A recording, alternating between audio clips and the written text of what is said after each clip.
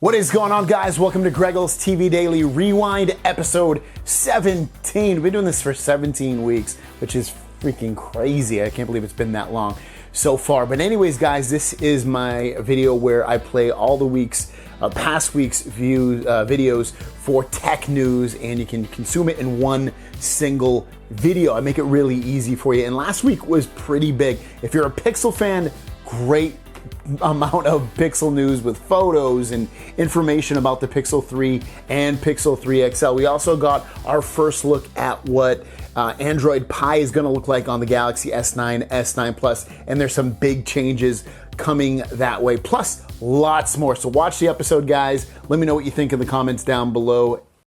Let's get into the news. There is going to be, it looks like, a brand new color, a fourth color for the Pixel 3 phone. Now, this comes from the Twitter account of Cass Van Dinter, and he says here there's a fourth color in the source code, hashtag Pixel 3, and he shows what he found in the source code, and it looks like it's going to be a pink color, because when you look at it and then you look to the right of the photo, it says body phone pink, and then over to the left, it's kind of like this, you know, naked type tone pink to the color, and that is going to be a very popular color, I believe, for females, especially with the Pixel, because right now you're looking at white, you're looking at like a black color, you're also looking at a mint color, and then you're now looking at this pink color as well. And lastly is about OnePlus. They've officially come out and said that they are going to be releasing a smart TV sometime in 2019. Now, if you don't know who OnePlus is, they release very inexpensive, high quality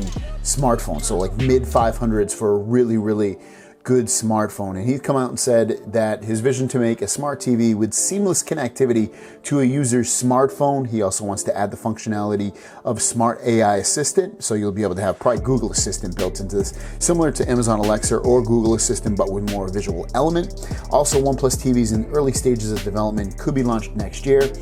It will post-release software updates to fully realize its vision of what they want this TV to look like. And also the TV will be a 4K LED TV, so no OLED here.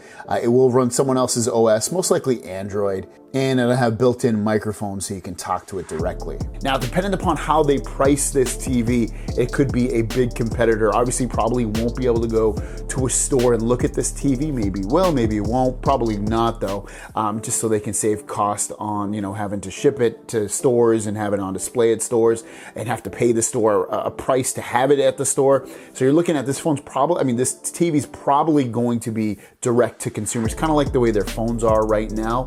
But it could be interesting if it's well priced and has a ton of specs. Let's get into the news. The first story of the day is about the Galaxy S8 and Note 8. And if you have one of those devices, it looks like Samsung is pushing out an update right now that adds AR emojis, so those little, you know, people and little animal things that you can take a picture with to capture your face with it, and also super slow-mo video. So if you have one of those devices, the Note 8 or the S8, check for that update. Next up, if you have a Galaxy S9 or S9 Plus, the unlocked version, which I have basically boxed up and ready to sell, that version of the phone has an update that has been pushed out as well for the camera that adds an additional feature to the slow motion video of that camera. So if you have that phone, it's been a long while since we've gotten an update on that phone. So definitely, again, check if you have the unlocked version of the S9, S9 Plus, check for an update and install it for sure. Renders of the Pixel 3 and 3 XL have leaked out from a case manufacturer, and if you look at these photos, they look exactly like we were expecting in all the other phones from the Pixel. You've got that notch on the front that we don't love. You have it on the Pixel 3 XL anyway, not the Pixel 3. So if you want a non-notched new Pixel, you're gonna have to get the smaller one. But yeah, it looks exactly the same as what we've been seeing, and there was rumors that Google was reaching out to other YouTubers asking them for their beat downs of what they thought on the Pixel 3 XL notch, and it looks like, just based off these renders, that it probably maybe did not change. Still on the back you get the fingerprint sensor, which I love, and then that amazing Pixel camera. And the last story of the day, and this is to be expected, iPhone XS and XS Max are officially shipping right now. So if you have one of those phones, check your shipping, and you most likely will probably receive it on Friday for sure. So again, check that because they are starting to ship out as of today. Let's get into the news. The first story of the day is about the PlayStation 1. PlayStation 1 came out, what, like 94, 95, that's 1994, 95. And I'm a 90s kid, and at least my teenage years were, and I was a big PlayStation 1 fan. I loved it. I used to play it a hell of a lot, and it looks like they are bringing a digital PlayStation 1 console to market that's up for pre-order right now. It's $100, and it's coming out on December 3rd, and it comes with 20 games, and 5 of those games, they haven't announced all the games, but 5 of those games are Final Fantasy VII, Jumping Flash, Ridge Racer 4, Tekken 3, and Wild Arms. Also included are 2 wired controllers, a virtual memory card, and an HDMI cable. And it's going to give you the ability to play this PlayStation console. It's 45% smaller than the original PlayStation, and you can connect it very easily, again, with that HDMI cable to the TV. So if you're excited about that console, let me know in the comments down below. Or if you just like PlayStation 1, again, let me know in the comments down below. And the last story of the day is about the Galaxy S9, S9 Plus Android Pie or Android 9.0 update. It's going to bring some major changes to the Galaxy S9 line of software and the way that you interact with the phone. So checking out this first screenshot, you're gonna see that everything's just a little bit more rounded. I actually like the way it looks. It's very modern and sleek looking. Starting off from the bottom, you can see the icons for the navigation buttons down there. You see the back button, the home button, and then the recent apps button. I don't know, I think they just look, I don't know, slightly better, more modern, more sleek. And then if you work your way up on that middle screenshot, you'll see the quick toggles, and then right below that you'll see notifications. Just again, more rounded rather than they are now, just where now they're just square or rectangular, and they just kind of, you know, fit into the style of the phone the way it is now with the rest of the software. And then you see the recent apps button. This is the way I have my recent apps now. If you use Good Lock, if you don't know what Good Lock is, I did a video on it, and it allows you to do stuff like this. But I already have my apps looking like this, and I don't mind this way at all. It's a little bit, it gives you the ability to see the whole screen, even though it's a little window, so you can see that whole window that's in front of you and see what's going on in it. So I like that ability for that. The next screenshot we're going to look at is going to show motions and gestures. And you can see on motions and gestures, you got lift to wake, smart stay, smart alert, easy mute, direct call. All this stuff we've kind of had before on here, but it just gives you a look at the settings and how the settings are going to look versus what they look like today. You still have the battery optimization, and then under display, again, you still have all really the same stuff that we've grown to know before.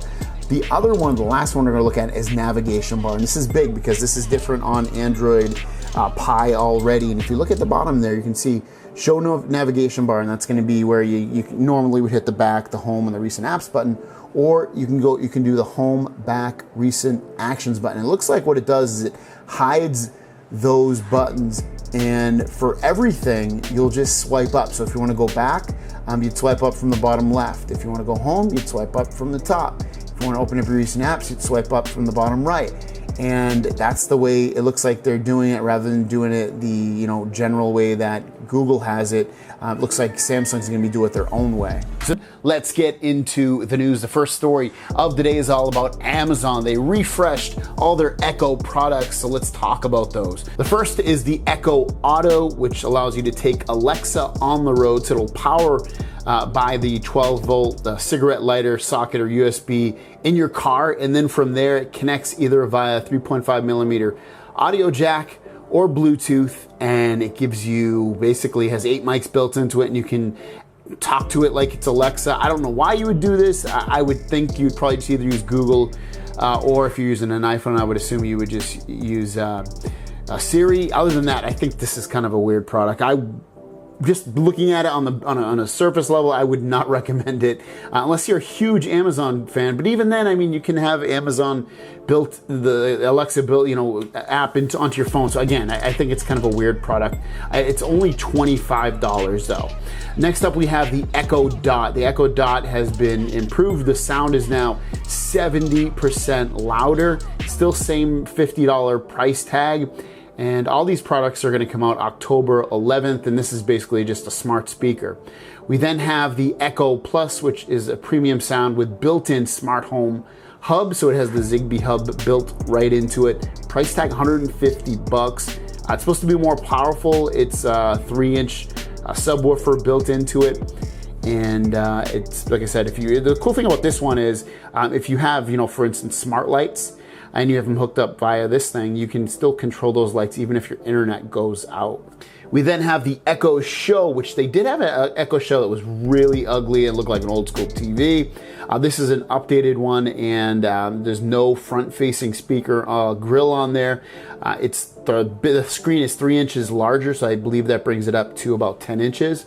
You then have updated resolution. It's now 720p, 5 megapixel camera built into it, Dolby processed sound, and the processor is still the same. The price tag, $230, so it's fairly expensive.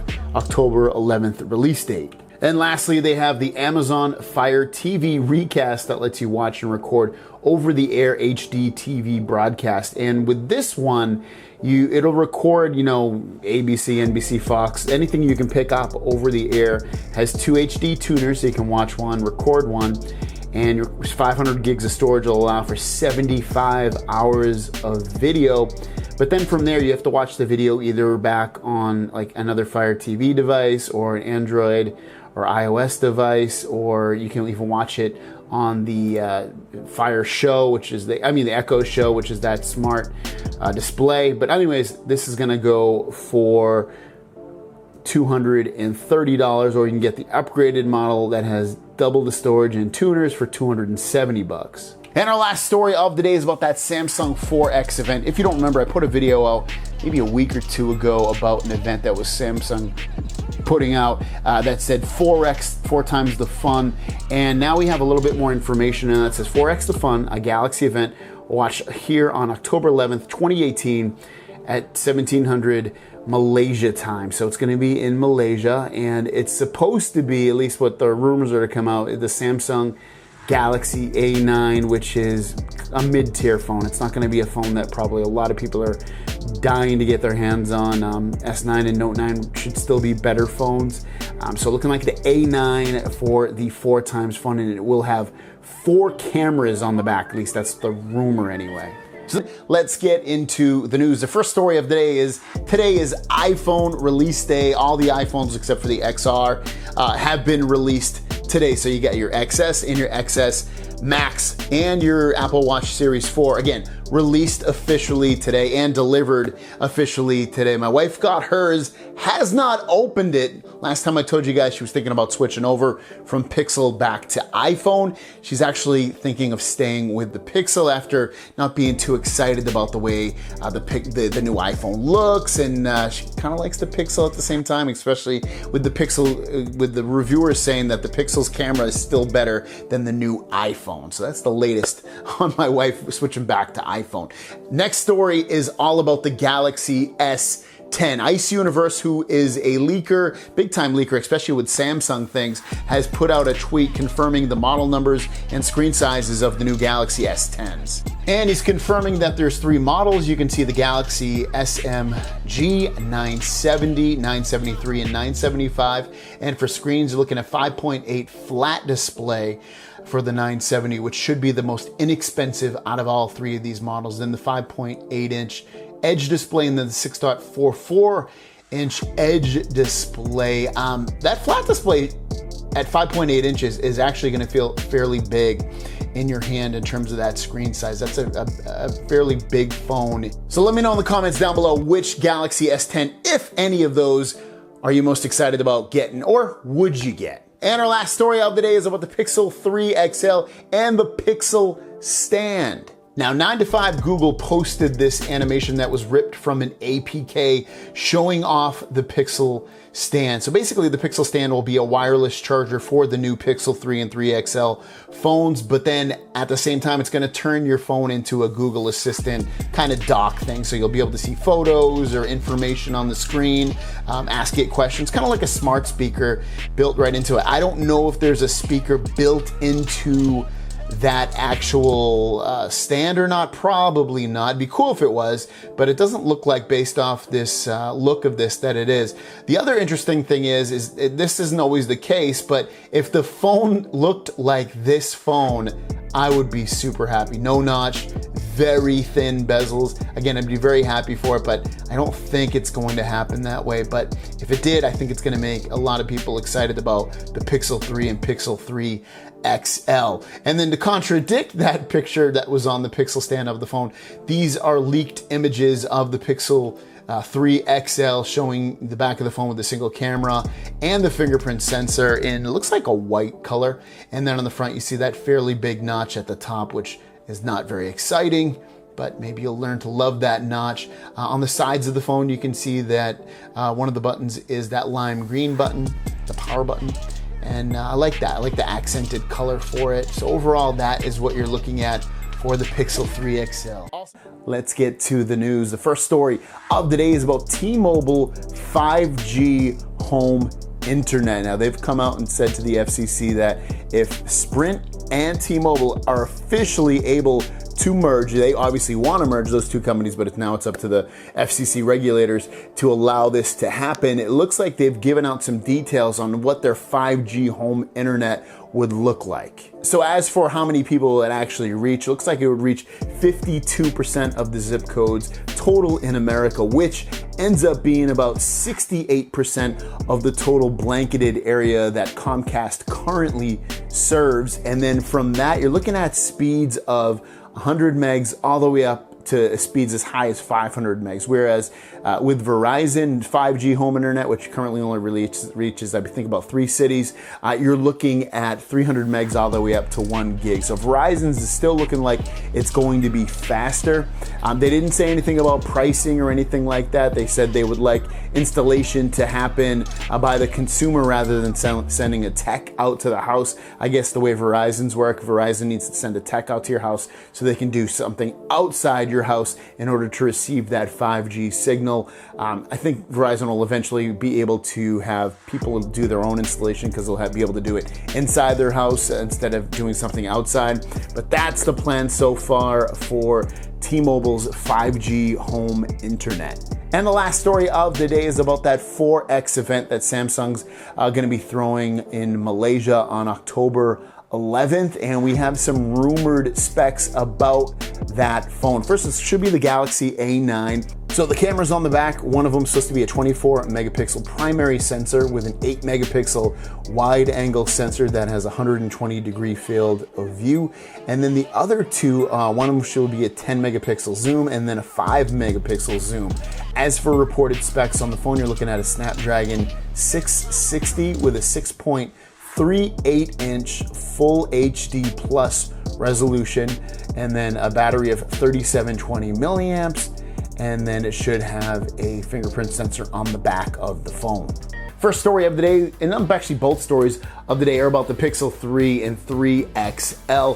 This photo came out maybe 2 days ago, and I didn't really cover it at the time because we had another photo of the Pixel 3 XL at that point. But this is from Evan Blass, who is a leaker in the community of leakers, and he put out this photo. He said, just in case you needed to know what the phone looked like. And again, it's just more confirmation, more incriminating evidence of what the Pixel 3 and 3 XL will look like. And as you can see, you've got on the left-hand side the Pixel 3 with just a very traditional looking Pixel phone, 2 speakers at the top and the bottom, and then you get the 2 cameras in the top left.